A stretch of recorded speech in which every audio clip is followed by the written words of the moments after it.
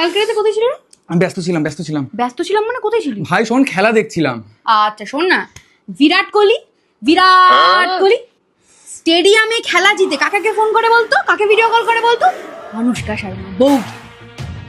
তুই তো সেখানে বালির কোনা রে। হ্যাঁ, তুই নাকি ব্যস্ত থাকিস সারাক্ষণ। সে কিছু বিরাট কোহলিকে দেখে।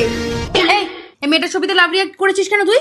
এক্ষুনি সরি বল, এক্ষুনি সরি এতে বল। আবার সরি বলার কি আছে?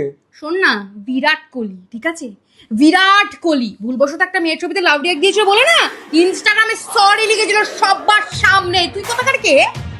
সরি বল। ইনস্টাগ্রামটা দিয়ে আমিও সরি লিখে দিচ্ছি।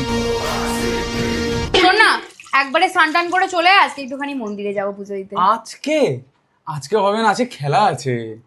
বিরাট কোহলিকে চিনিস না?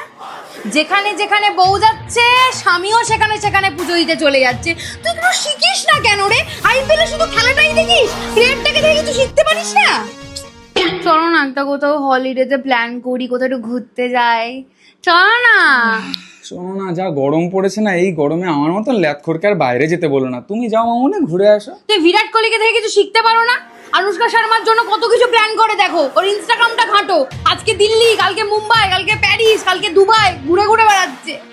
তুমি তো আমাকে সামান্য ইকো পার্কে নিয়ে গিয়ে আলু কাবলি খাওয়ালে না। চলো আলু কাবলি খাই।